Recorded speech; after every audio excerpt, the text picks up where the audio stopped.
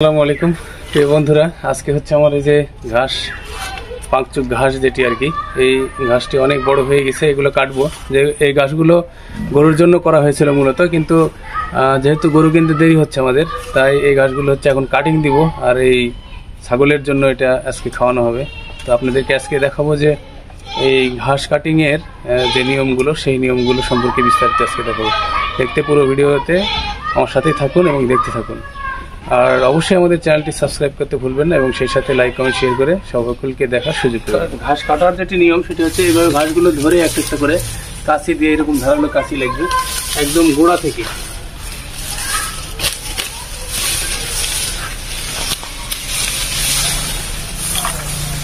এইভাবে গোড়া থেকে একদম কাটতে হবে। আর গোড়া থেকে কাটলেই সেখান থেকে মোটামুটি গোড়াতে হাফ বা 1 ইঞ্চির মতন জায়গা রাখতে হবে। কাটার পরে সার দেওয়া যাবে না, কিছুদিন দেরি করতে হবে। এখন যেহেতু বর্ষা মৌসুম, এই মৌসুমে যদি সার দেওয়া হয় তাহলে ঘাস পচে যায়, নষ্ট হয়ে যায়।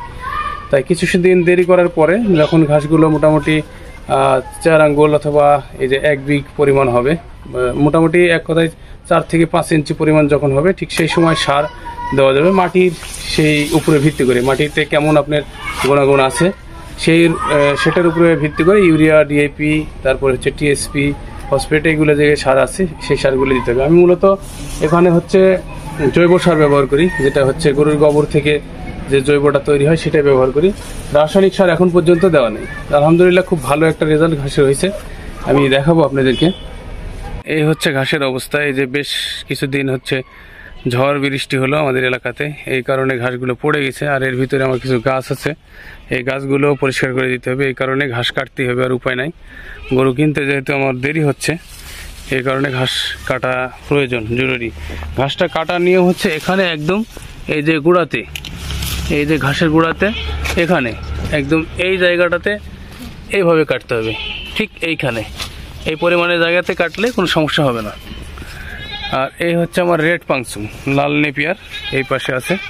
লাল নেপিয়ারগুলোও পড়ে গেছে। ওই যে একটা আমের গাছ আছে ওখানে, আমের গাছটাও পড়ে গেছে। সব ঠিকঠাক করে দিতে হবে।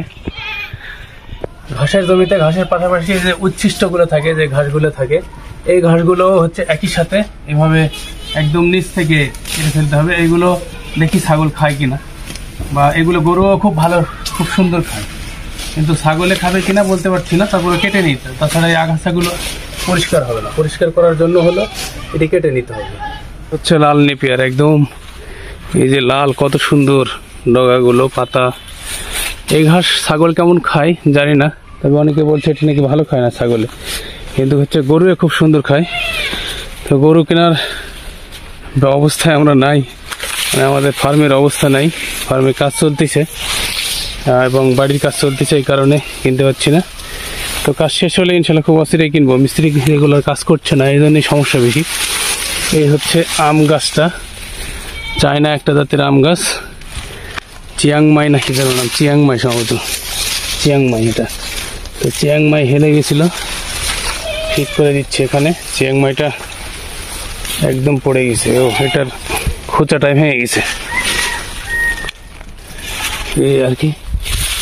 খোঁচাটা পরিবর্তন করতে হবে।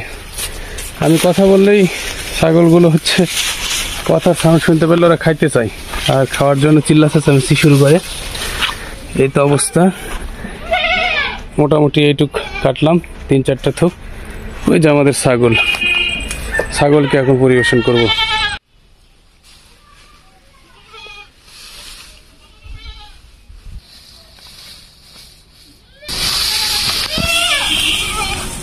ছাগল বলে কথা, যদি বেঁধে না দেওয়া হয় সম্পূর্ণ ফেলে দিবে।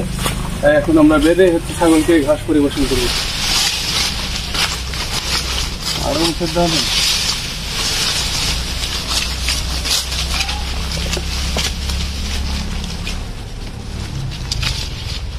এদিকে সব দেখাই, এভাবে সুন্দর করে এই যে বাঁশে বেঁধে দিলাম ছাগলের ঘাস। এরা এখান থেকে এখন খেয়ে নেবে সবগুলো। আর ছাগল হচ্ছে ছিঁড়ে খেতে বেশি পছন্দ করে, টেনে ছিঁড়ে খেতে এরা বেশি পছন্দ করে। তাই এইভাবে যদি দেওয়া হয়, তারা এই পাতাগুলো টেনে ছিঁড়ে সুন্দরভাবে খেয়ে নেবে। তো এই হচ্ছে আমাদের ছাগল, যে ছাগলগুলো আমরা অনেক আগে 7 মাস আগের একটা ভিডিওতে আমরা এই ছাগলগুলো দেখাচ্ছিলাম। এই যে দেখাও, এই ছাগলগুলো দেখো। এই ছাগলগুলো এখন বর্তমানে এই অবস্থায় বড় হয়ে গেছে।